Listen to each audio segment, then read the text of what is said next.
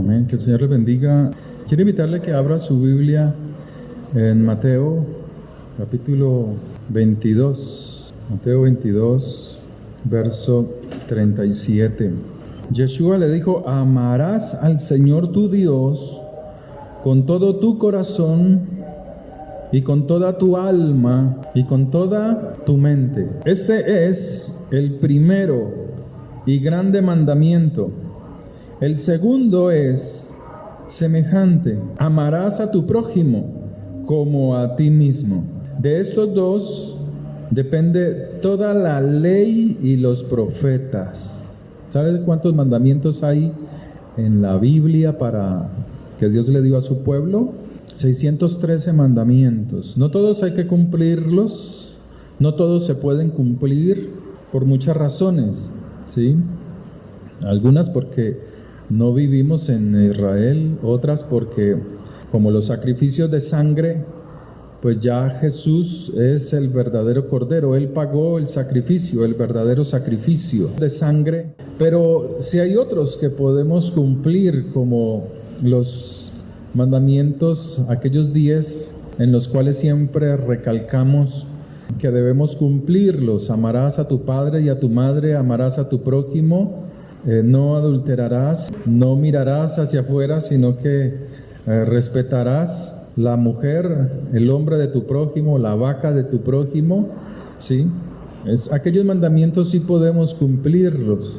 Y la Escritura aquí nos dice que de todos esos hay dos muy importantes, o sea, la base de nuestra comunión con el Señor es amar a Dios por sobre todas las cosas y amar al prójimo como a nosotros mismos. Amén. Oremos. Padre, te damos gracias por tu palabra, te damos gracias por tu misericordia, te damos gracias por tu favor y tu bondad. Háblanos a través de ella en el poder de tu sangre poderosa. Amén y amén. Hermano Humberto ya se iba a ir, ¿no, hermano? Apenas vamos a comenzar. Bueno, hoy voy a hablarles un tema que es importante para nosotros. Hoy se celebra el Día del Padre. Igualmente el Señor sea bendiciéndoles. Casi siempre es una fecha donde muchos desprecian, y muchas personas, sobre todo mujeres, aún hombres, hablan mal de la celebración del Día del Padre. Pero ellos están mostrando es lo que hay en su corazón.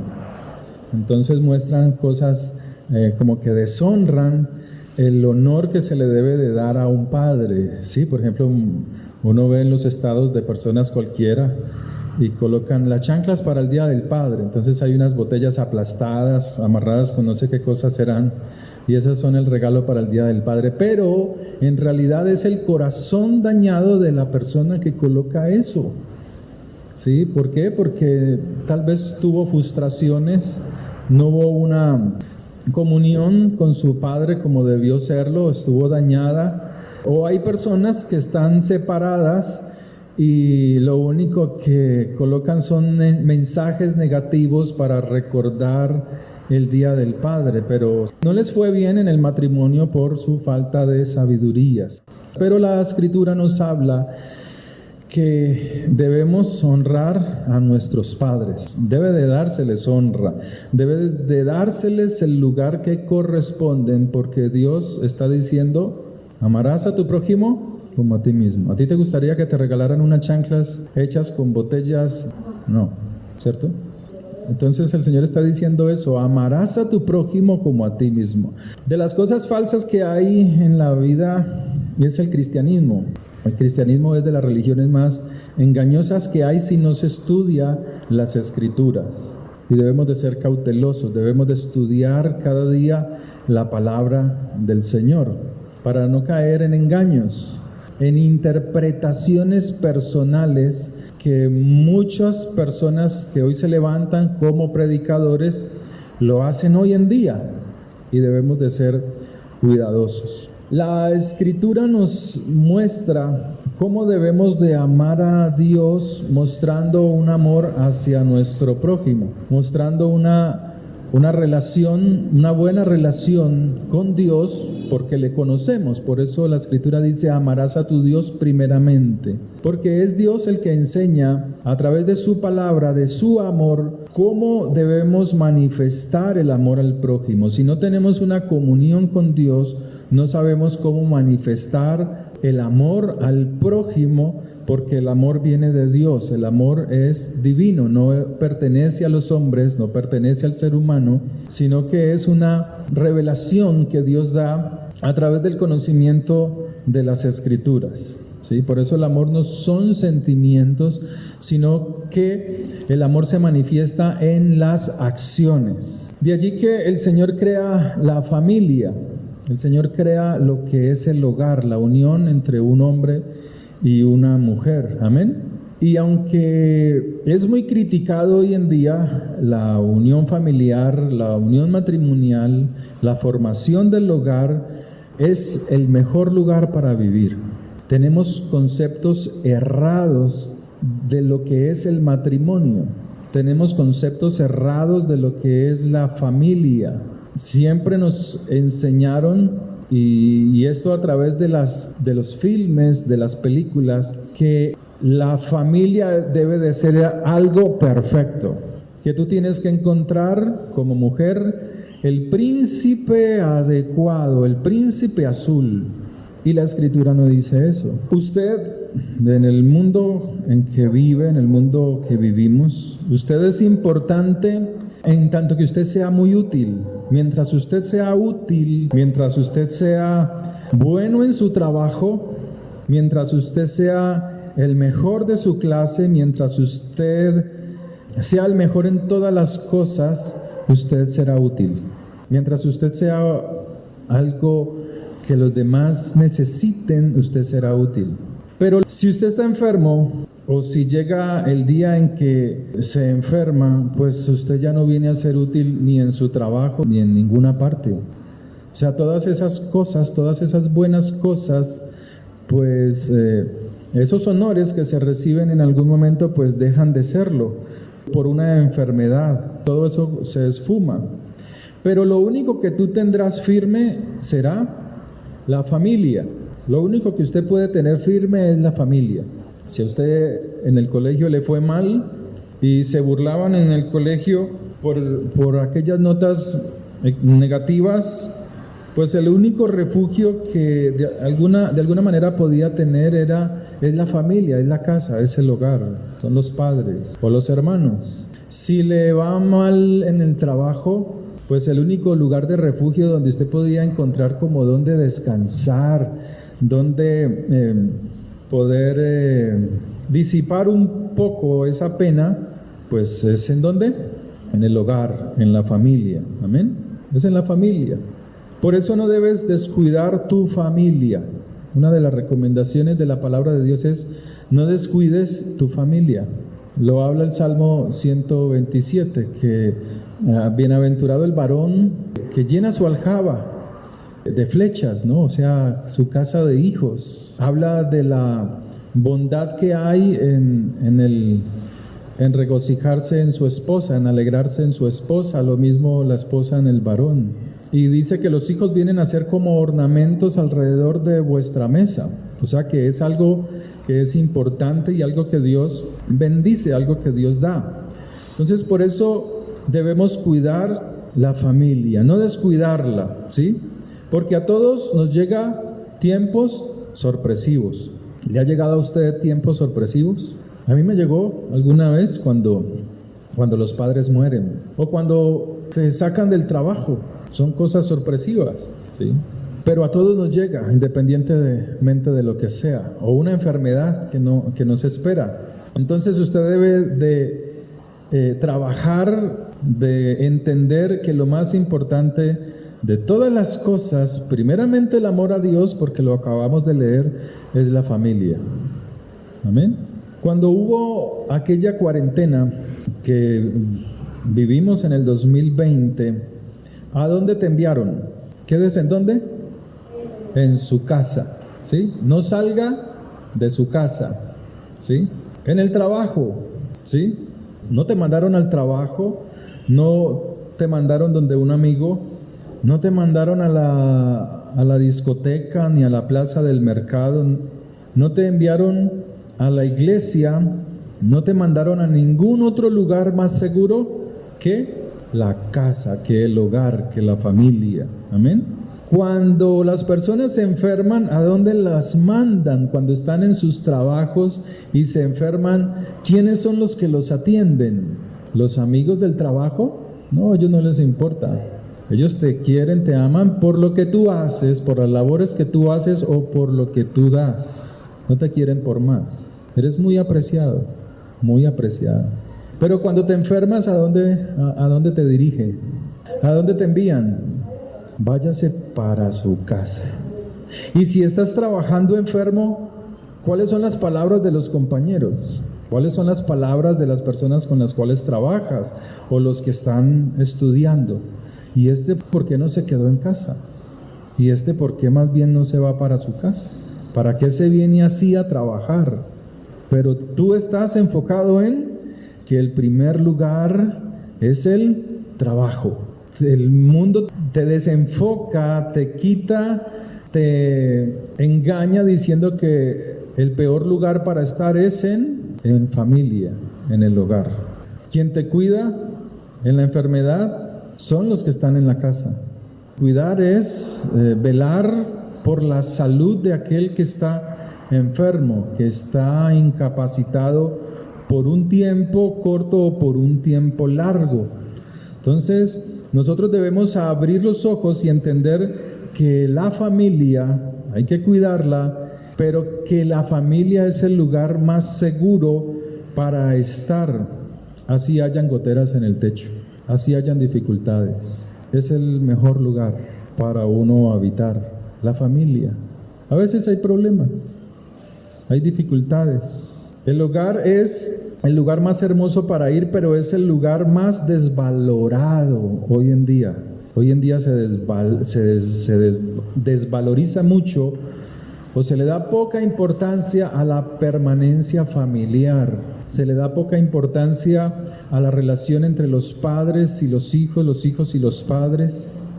No tiene mucha importancia, pero es algo muy importante. Usted podrá decirme que su hogar, su casa, no es el mejor lugar para estar. Tal vez hayan dificultades, problemas, hayan diferencias. Y usted podrá decir, no, pero mi casa no es el lugar donde yo quisiera estar. Yo quiero irme para otro lugar. Quiero vivir en otra parte porque, pues no me hallo. ¿A cuánto les ha pasado eso? Uno, dos, tres, los tres de acá adelante. ¿Nos ha pasado? ¿Cierto? A pesar de las dificultades, es un lugar importante. Ni siquiera en la Biblia, dígalo después de mí, ni siquiera en la Biblia encontraré una familia perfecta. Ni siquiera en las Escrituras encontraré la familia perfecta. Si usted cree que no es así, mencióneme una. Mencióneme una familia perfecta en las Escrituras. Piénselo por unos 10 segundos. No hay familia perfecta en las Escrituras. Pero se nos ha enseñado que nuestras familias, nuestros hogares deben de ser perfectos. Y no es así. Es una equivocación grande que nos impide avanzar en este propósito el cual Dios nos ha dado, que es formar un hogar, que es vivir en familia, que es vivir junto a los nuestros, y es un error grande. Si miramos un ejemplo, el mismo Jesús, el mismo Yeshua, tenía problemas en su casa, el mismo Jesús, y lo encontramos en Juan capítulo 7, verso 5. Juan 7, verso 5. Y le dijeron sus hermanos: sal, vete de aquí, vete a Judea, para que también tus discípulos vean las obras que haces. Porque ninguno que procura darse a conocer hace algo en secreto. O sea, había una crítica fuerte de sus hermanos hacia el trabajo del Señor, hacia la obra que el Señor estaba haciendo, que apenas estaba comenzando. Y le estaban criticando, le estaban diciendo: sal, vete de este lugar. Ninguno que procura darse a conocer, ninguno que procura que reconozcan, que conozcan su trabajo, puede quedarse, ¿en dónde? En casa. Eso es lo que les están diciendo sus hermanos. Si estas cosas haces, manifiéstate al mundo, o sea, date a conocer por lo que haces. Verso 5, porque ni aun sus hermanos creían en él. El mismo Señor Jesucristo, Yeshua, tenía problemas en su casa, tenía problemas en su hogar. Había diferencias entre su madre y entre sus hermanos. Pero el mejor lugar para vivir es ¿cuál? El hogar, es la familia. En Mateo 12, desde el verso 47, dice la Escritura: mientras él aún hablaba a la gente, he aquí su madre y sus hermanos estaban fuera y le querían hablar. Y le dijo uno: he aquí tu madre y tus hermanos están fuera y te quieren hablar, te quieren decir algo. Respondiendo Yeshua al que le decía esto, dijo: ¿quién es mi madre y quiénes son mis hermanos? Si estos no hacen sino rechazarme en mi casa, en mi hogar me rechazan. He aquí, señalando a sus discípulos, dijo: he aquí mi madre y mis hermanos, porque todo aquel que hace la voluntad de mi Padre que está en los cielos, ese es mi hermano y hermana y madre. El Señor tenía diferencias entre él y su familia, y eso es algo normal, hermanos. Aunque vivimos con otras personas, nuestros hijos, nuestros padres, tenemos diferencias porque somos mentes diferentes. Pero lo que quiero mostrar es que no hay familia perfecta, ni siquiera en las Escrituras. Ni siquiera en las Escrituras. En Génesis, capítulo 27, verso 41, dice: y aborreció Esaú a Jacob por la bendición con que su padre le había otorgado. Recuerda que Jacob engañó a su padre para tomar la bendición.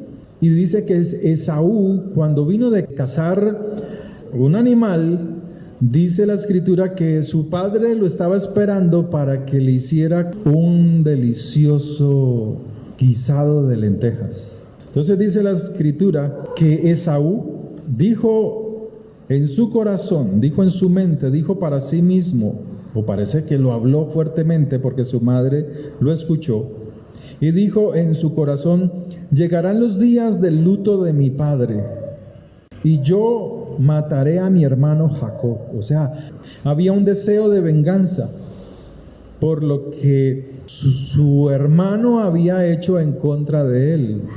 ¿Hasta dónde puede llegar el odio, el rencor que se dan los hijos por la imprudencia de los padres? ¿Hasta dónde? La Escritura dice que tanto Esaú como Jacob eran los favoritos de cada uno de los padres. Isaac tenía por favoritismo a Esaú, y Rebeca, su esposa, tenía favoritismo por Jacob. Los favoritismos no bendicen a nuestros hijos. Cuando tú, como padre, como mamá, tienes un hijo favorito, estás creando una rivalidad entre estos hermanos. Estás creando rivalidades por las actitudes equivocadas de los padres. Hago una pregunta: ¿cuál es tu hijo favorito? Tus favoritismos en el presente dañan y frustran el futuro de tus hijos. Esto nos muestra que no existe la familia perfecta, ni siquiera en las Escrituras. No hay familias perfectas. ¿Se acuerdan de José? ¿Sí? Quien fue vendido por sus hermanos siendo el favorito de su padre. Pero ¿quién creó esta rivalidad? su padre.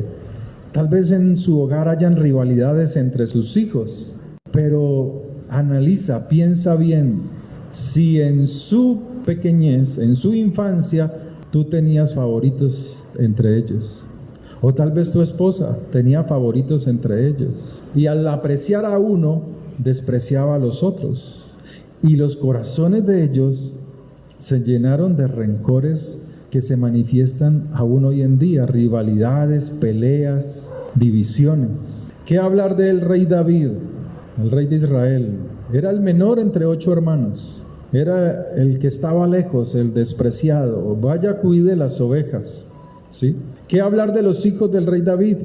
Que también aprendió eso, a tener hijos favoritos, ¿sí? Y ese favoritismo trajo desgracias a su familia, trajo muerte, trajo violaciones, trajo rivalidades como las de Absalón, que querían arrebatarle el reino a David. Y usted dirá, no, pero eso, o me podrán decir algunos que escuchen esta predicación y digan, no, pero eso era en el Antiguo Testamento. No, en el Nuevo Testamento también lo hay. En primera carta a los Corintios, capítulo 5, desde el verso 1, donde Pablo se refiere a los cristianos de la iglesia de Corinto, y les dice, de cierto se oye que hay entre vosotros fornicación, y tal fornicación ni aun se nombre entre los gentiles. Tan grave es que alguno tiene la mujer de su padre. Pero mire cómo actúa esta iglesia de Corinto, como también lo hacen hoy en día algunos. Y vosotros, o sea, estos cristianos de la iglesia de Corinto, estáis envanecidos, o sea, están de chicaneros. Están chicaneando estas acciones. Están envanecidos. ¿No debieron haber lamentado este hecho? O sea que ni aún en las Escrituras hay familias perfectas. Si no las hay en el mundo, hermanos, y no las hay en el cristianismo, ni en la vida de los cristianos, pues en las Escrituras tampoco encontramos familias perfectas. Pero el mejor lugar para vivir es en familia, en el hogar que tú has formado con tu esposo, con tu esposa, con tus hijos. Porque cuando tú te enfermes, no serán los de fuera los que vengan a cuidarte. Cuando estés sin trabajo, no serán los de fuera los que vengan a consolarte. Cuando estés en dificultades, no serán los de fuera que te vengan a ayudar. Te oirán tal vez, pero no serán tu verdadera ayuda. No existe familias perfectas.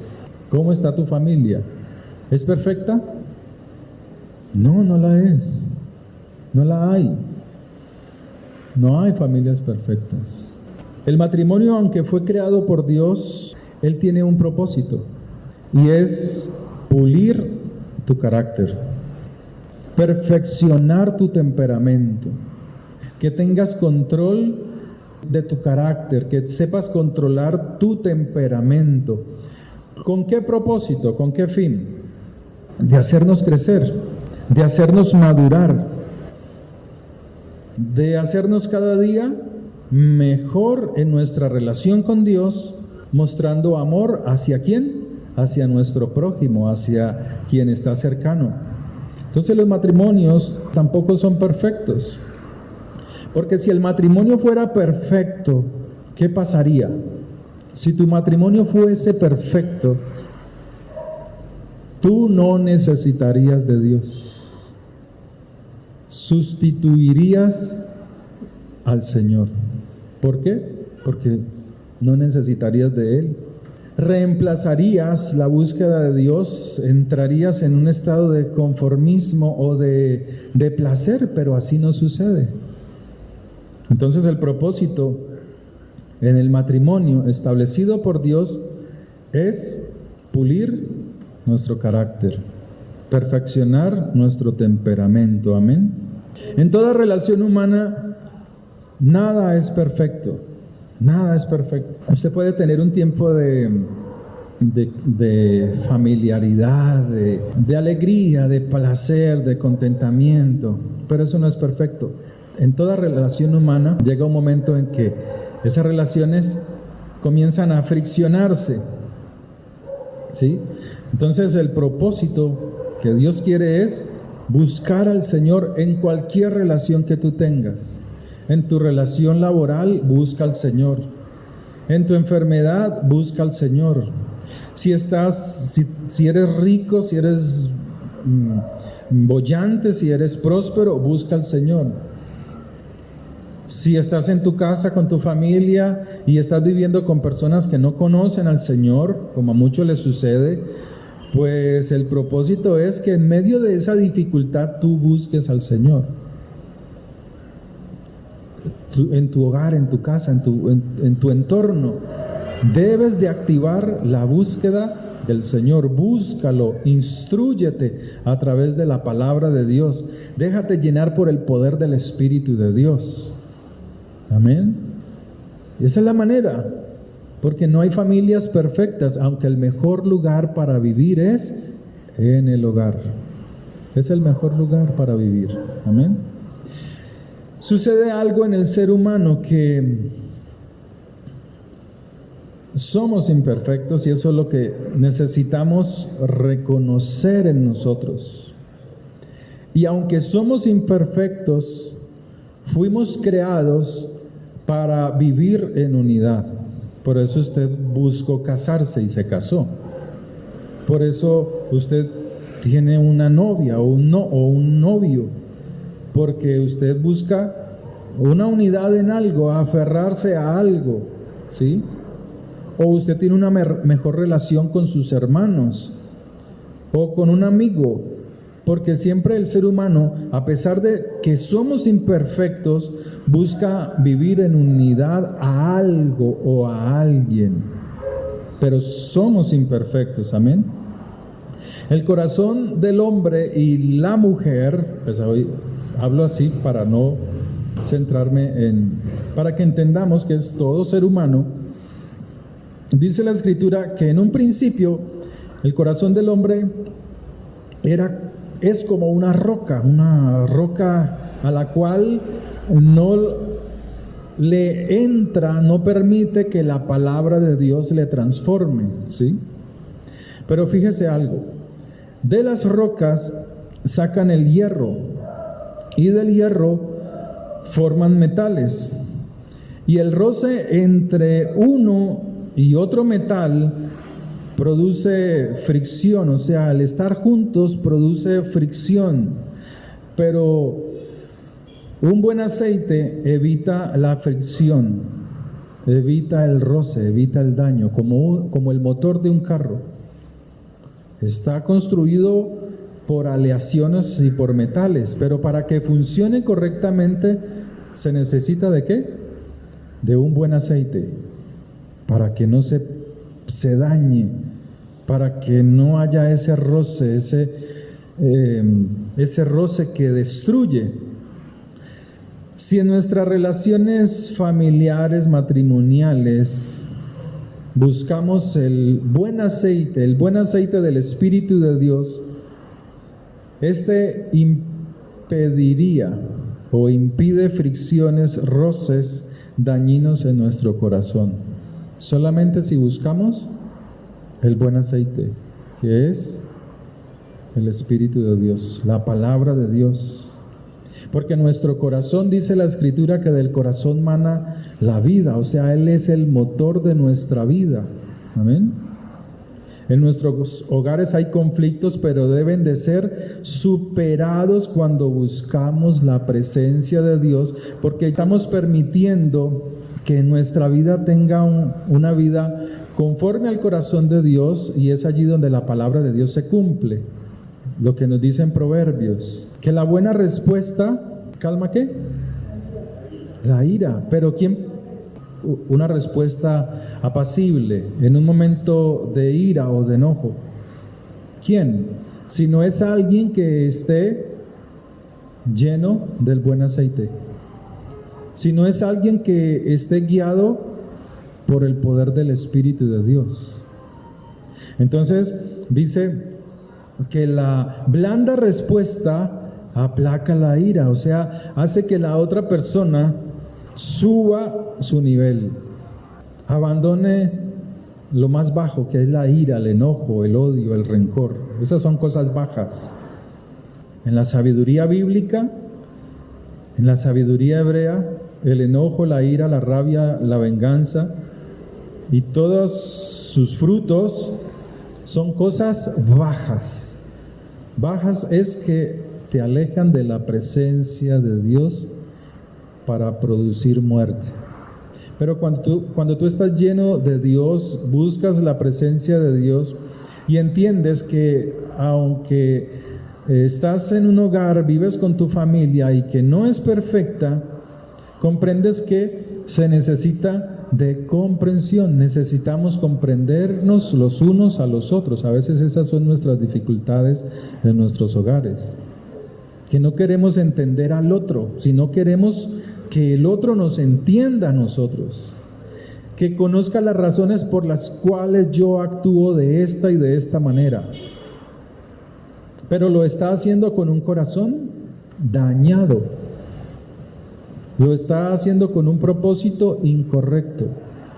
Nos dice la palabra que debemos superar nuestros conflictos, pero no de acuerdo a nuestro rencor, a nuestro odio, sino de acuerdo a la palabra de Dios, porque la blanda respuesta calma, aplaca la ira. Amén. La palabra áspera hace subir el enojo, el furor. El hombre iracundo promueve contiendas, mas el que tarda en airarse apacigua la rencilla. Pero ¿por qué sucede esto? ¿Por qué hay esta clase de conflictos en los hogares? Cuando los hogares deben de ser el mejor lugar para vivir, ¿sí? Porque sencillamente falta un buen aceite. Cada día los que tienen automóviles, cada día, todos los días están revisando que el carro tenga agua y que la medida de aceite sea la misma. Y si falta, va y le echa aceite a su motor. Y así debe de ser nuestra vida. Cada día debemos de revisarnos, de autoexaminarnos, qué tanta ausencia del buen aceite del Espíritu de Dios está faltando en nuestra vida para ir a tanquear, para ir a llenar, para reabastecernos, para soportar el día, porque la palabra de Dios dice que cada día tiene su propio problema, su propio afán, ¿sí? Cuando en un matrimonio no hay la búsqueda de Dios, cada quien busca su propia felicidad, cada quien busca su propio beneficio, lo que yo quiero. A veces hay un control absoluto a alguien, uno de los dos, que quiere tener el control absoluto de todas las cosas, ¿sí? Manipular al otro. Hay otros que se hacen la víctima y esto es dañino. Lo que hoy en día no se tiene en cuenta a la otra persona, la opinión de la otra persona. Todos estos comportamientos traen un espíritu negativo dentro del hogar, ¿sí? Traen una disposición negativa, dañan el buen ambiente, ¿sí? Y los demás lo detectan, ¿sí? Por eso usted debe de procurar de manejar la situación de acuerdo al amor de Dios, y amarás al Señor con todo tu corazón, y ama a tu prójimo como a ti mismo, como tú mismo te amas. Entonces, muchas veces usted o las personas o aún nosotros nos hemos casado ilusionados con una buena motivación, pero nos vamos acostumbrando a ese esposo, a esa esposa. Pero, ¿qué sucede cuando tú te acostumbras a algo? ¿Qué sucede cuando tú te acostumbras a la misma cama? Llegas a tu casa y otra vez está tu cama esperándote, después de un arduo trabajo. ¿Qué sucede? ¿Qué sucede cuando te acostumbras a algo? Desvalorizas las cosas. Por eso cuando tú vas a otro lugar a estarte por un tiempo de vacaciones en otra parte, o alquilas un sitio o te vas, pasado unos días, tú ya no quieres dormir en esa cama. Tú quieres volver a tu cama. Tú quieres volver a tu casa. Lo que pasa es que no sabías valorar lo que tenías porque te acostumbraste a algo. Y así pasa en el matrimonio. Cuando te acostumbras a estar con tu esposa, a estar con tu esposo, con tus hijos, comienzas a desvalorizar lo que verdaderamente ellos tienen, lo que son. No le das la importancia necesaria y por eso se pierden los detalles. Por eso se pierden las palabras de amor. A veces el amor no necesita decirlo con palabras, sino manifestarlo con un simple detalle. ¿Cierto? ¿Sí o no? Se va perdiendo, se desvaloriza tanto que pierdes el amor. Esaú y Jacob, y así como José y sus hermanos, y aún el mismo Jesús y sus hermanos, y así como nos puede pasar a nosotros, nacimos para compartir con las demás personas, para estar juntos, para cuidarnos. ¿Se acuerda cuando usted como hermano mayor o como integrante de una familia cuidaba al otro, a su hermano o a su hermana o las cosas de la casa? Para protegerse. En el caso de ellos, de Esaú con Jacob, de José con sus hermanos, de Jesús, de Yeshua con sus hermanos, no entendieron que se habían separado, ¿sí? Y así pasaron, en algunos de ellos, 30 años, como en el caso de Esaú y Jacob, como en el caso de José y sus hermanos, más de 15 años separados, o como en el caso del Señor Jesús, que solo vinieron a apreciarlo hasta después de su muerte. No supieron vivir con Él, no supieron apreciar que tenían al Mesías allí. Lo despreciaban siempre, aún su madre, aún María, lo despreciaba. O sea, no creía a sus palabras, eso es desprecio. Todos estos pasaron por muchos años de separación para terminar fundidos en abrazos y en lloro. Génesis 33, verso 4, dice: Pero Esaú corrió a su encuentro y le abrazó y se echó sobre su cuello y le besó y lloraron. ¿Cuántas familias no son así? O a veces nosotros, que solamente las separaciones, como en el caso de ellos, permiten reconocer sus errores, reconocer algo que han perdido, como dice el dicho, o decimos aquí en los dichos nuestros, que nadie sabe lo que tiene hasta que lo pierde. En el caso de José, Génesis 45, verso 15: Y besó a todos sus hermanos y lloró sobre ellos, y después sus hermanos hablaron con él, y se oyó la noticia en la casa de Faraón, diciendo: Los hermanos de José han venido, y esto agradó en los ojos de Faraón y de sus siervos. A veces las personas de fuera están más alegres por la unidad familiar que los mismos que viven dentro.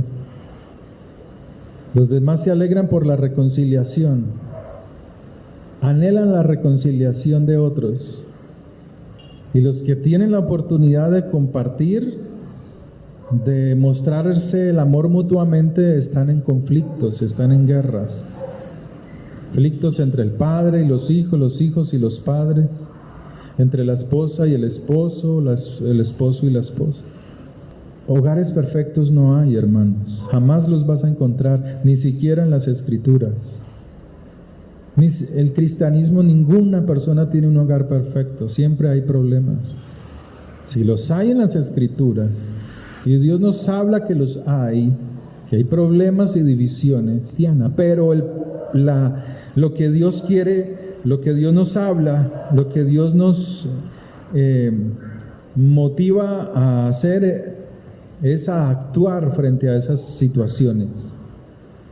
es a luchar para que haya ese amor, para que haya esa comprensión.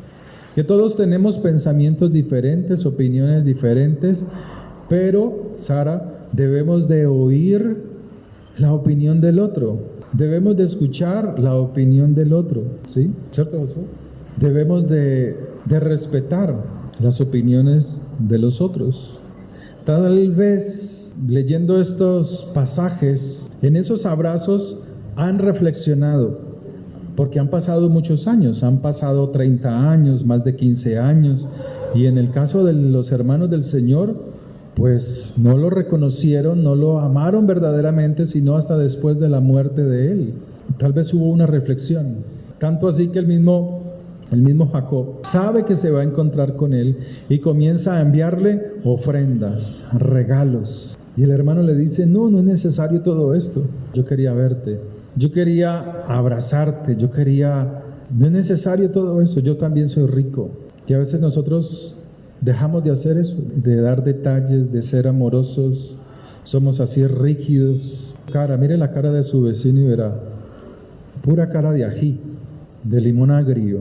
Y Dios quiere es que en nosotros haya amor, que aunque no tenemos y no llegaremos a tener el mejor hogar en el sentido de la felicidad, de esa felicidad constante, de esa alegría constante, el mejor lugar para vivir es el hogar. El mejor lugar para vivir es el hogar, la familia. ¿Qué cosas nos ha distanciado de los que están alrededor nuestro? ¿Qué fue lo que sucedió para que haya ese distanciamiento? En el caso de Esaú fue el favoritismo de sus padres y que se permitieron contaminarse hasta el punto de odiarse hasta la muerte. Pero lo único que realmente nos distancia entre nosotros y las otras personas, un esposo, una esposa o entre hermanos, es no saber manejar nuestras diferencias. Que el uno dé una opinión y el otro se enoje, se exalte negativamente. Por eso, como dice la Escritura, como leíamos ahora, mire, las personas van a los psicólogos, van a las consejerías pastorales, y siempre la persona que quiere ir al psicólogo es para llevar al otro. También vamos al psicólogo, pero no para él, sino para llevar al marido, para llevar a la mujer, para que el psicólogo le hable a él y lo repare, lo arregle. Así pasa en el pastorado. Pastor, necesito hablar con usted sobre tal cosa, pero es para que el pastor arregle el corazón del otro, para que lo cambie, y eso no va a suceder. Eso no sucede.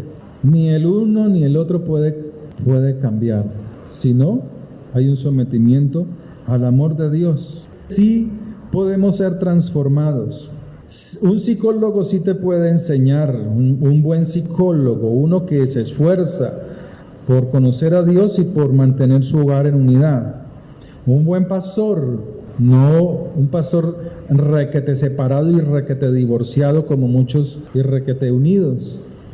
Un buen pastor, un buen psicólogo, sí te pueden ayudar, sí te pueden enseñar, ¿sí? Porque la psicología viene de la escritura bíblica, ¿sí sabía eso?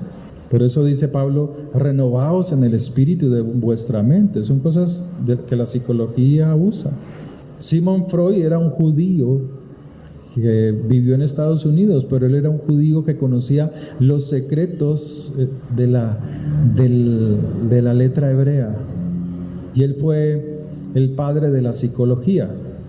Fue llamado así, tremendamente chiflado en algunos procedimientos. Pero la enseñanza las bases las saca de las mismas escrituras. Pablo, un conocedor de la escritura hebrea, pues conoce los secretos, conoce la mente y el corazón del hombre, la psiquis, y todo lo saca ¿de dónde? De la letra hebrea, de la escritura. La misma palabra nos enseña que debemos de controlar nuestras emociones, a no ser personas de doble ánimo, sino a saber, a entender que si al uno le gusta una cosa, pues a ti no. Pero a veces queremos forzar al otro a hacer algo que no gusta. A veces criticamos mucho a la esposa, o la esposa nos critica mucho, o un hermano te critica mucho, o tú criticas mucho a un hermano. ¿Usted no ha visto cómo son en los automóviles las parejas, los matrimonios? Cuando va con el esposo, empieza a gritar la esposa, que mire, que ponga cuidado, que mire ese hueco, que mire, ¿sí o no? ¿Así no son? Que mire, que pone cuidado, que no. Pero cuando se montan en otro vehículo y otra persona es la que conduce, callado, no dicen nada. Y hacen los mismos errores que hace el marido, hace lo mismo. La palabra de Dios nos enseña que aunque somos diferentes, debemos de ser respetuosos, que vivimos con personas en nuestros hogares, esposos, esposas, y que no podemos cambiarlos, que no podemos transformarlos, porque el único que cambia la mente y el corazón es la palabra de Dios, ¿sí? En Santiago capítulo 3, verso 2 dice, porque todos ofendemos muchas veces. Si alguno no ofende en palabra, este es varón perfecto, capaz de refrenar también todo su cuerpo, o sea, sabe controlar sus emociones.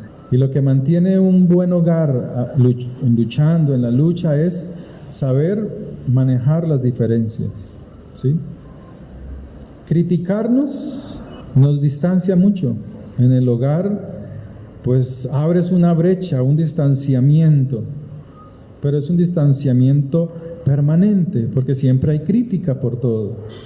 Si compras un pan, si compras, si traes esto, si no hiciste esto, si fuiste a esto, todo eso, esas críticas dañan, hacen un distanciamiento, y por lo contrario, Dios quiere es que haya una unidad, que entendamos que ningún matrimonio es perfecto, pero los matrimonios son creados por Dios, dados por Dios para transformar, para pulir nuestra mente, nuestros corazones, para ser perfeccionados. Amén.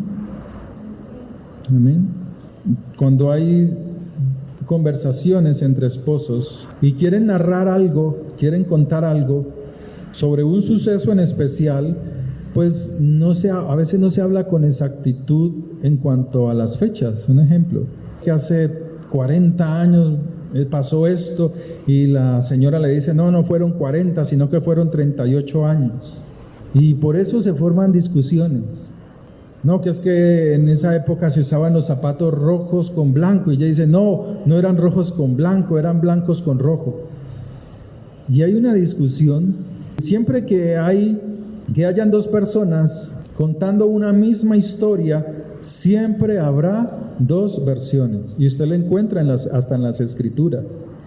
Usted encuentra una historia, un ejemplo, como la del endemoniado gadareno, donde dos personas, como Lucas o como Mateo, como Marcos, cualquiera de ellos, dos personas están contando un mismo suceso, pero hay dos versiones diferentes. El uno vio varios endemoniados, el otro vio solo uno. Pero el propósito es solamente uno: mostrar el poder de Dios. Y a veces en los hogares hay esa clase de discusiones por tonterías. No se llega a algo concreto para sanar, para recordar. O a veces el esposo cuenta el mismo chiste, pero es muy de mucho valor cuando la esposa se ríe del mismo chiste. Hasta 100 veces ella se lo sabrá y se ríe del mismo chiste. O sea, hay un respeto, hay un amor. Porque ¿a quién no se le cuenta el mismo chiste sino a un gran amigo o a una gran amiga? Pero a veces no le prestamos atención al cónyuge, a la persona que está a nuestro lado. Pero sepa, como decíamos al principio, el mejor lugar para vivir es ¿en dónde? En el hogar. Así hayan problemas, así hayan dificultades. Como todos somos imperfectos y aún nuestro hogar, necesitamos siempre del buen aceite. Necesitamos siempre la presencia del Señor. Amén. Que el Señor les bendiga. Oremos dándole gracias a Dios. Padre, gracias por tu misericordia. Gracias por tu fidelidad, Señor. Gracias porque tú eres Dios bueno y poderoso, porque tú eres misericordioso, Señor, porque tú eres la fortaleza de nuestra vida, Señor. Gracias porque tú, Señor, eres nuestro refugio, Señor, nuestro más alto escondite. Tu palabra nos muestra que no hay hogares perfectos, ni siquiera en las Escrituras, pero todos estos lucharon, se esforzaron, entendieron que cada día había que acercarse a ti, que cada día había que ser esforzado y valiente, Señor, para mantener un hogar, Señor, conforme a tu propósito, conforme a tu revelación, a tu palabra, Señor. Padre, que nosotros seamos como esas personas, Señor, como tu palabra lo enseña, Señor, trayendo buena energía, buen ánimo a nuestros hogares. Perdona nuestra mala costumbre de estar rodeado de nuestro esposo o esposa, de los hijos, Señor, de las hijas, hasta el punto de desvalorizarlos, Señor. Ellos son muy importantes para ti, así como nosotros lo somos para ti, Padre. Te doy gracias. Gracias por tu favor, gracias por tus bondades, Señor. Que nos des la sabiduría, Señor, para amarles a pesar de cada una de nuestras imperfecciones, Señor. Que podamos, oh Dios del cielo, permanecer en ese amor que debemos de manifestar a nuestro prójimo, Señor. Que podamos luchar por no distanciarnos, sino por acercarnos. Padre, que podamos dar un abrazo sincero, que podamos dar un detalle con todo nuestro amor sincero, Señor, reconociendo la labor, Señor, de nuestro cónyuge, de nuestro esposo, de nuestros hijos, Señor. A veces reconocemos más fácilmente la labor de otros, pero tú quieres que reconozcamos la labor de los que están alrededor nuestro, porque ellos son mucho más importantes, Señor. Aquellos amigos los veremos pasar, hoy estarán con nosotros, más tarde no estarán, pero siempre permanece la familia, siempre está la familia alrededor. Cuando tú estuviste en la viga de ejecución, los discípulos aún se fueron, pero dice la palabra, tu palabra, que aún tus hermanos, aún tu madre estaba ahí, cerca de ti, Señor. Porque todos se van, pero queda es la familia, Señor. Te doy gracias por tus misericordias. Gracias que podamos entender, Señor, que debemos de amar y valorizar la compañía que tú nos has dado a través de cada uno de nuestros cónyuges o familiares. La gloria sea para ti, Señor, en el poder de la sangre de Jesús. Que podamos romper todo hábito o mal hábito, Señor, en nuestras vidas, toda mala costumbre, Señor, que nos impida ver el amor tuyo, o que traiga fricciones, roces, desánimos en nuestro corazón. Padre, que seamos llenos del buen aceite que es el fuego, el poder de tu Espíritu. Te lo pedimos en el nombre de Jesús de Nazaret. Bendigo esta iglesia, bendigo esta congregación. Que seas tú bendiciéndola y llenándola de tu gracia y de tus favores en el nombre de Jesús de Nazaret. Bendecimos las ofrendas y los diezmos, dándote gracias por toda provisión y por el sostenimiento que tú traes por misericordia y amor a esta obra, Señor. En el nombre de Cristo Jesús. Amén y amén. Que el Señor les bendiga, hermanos.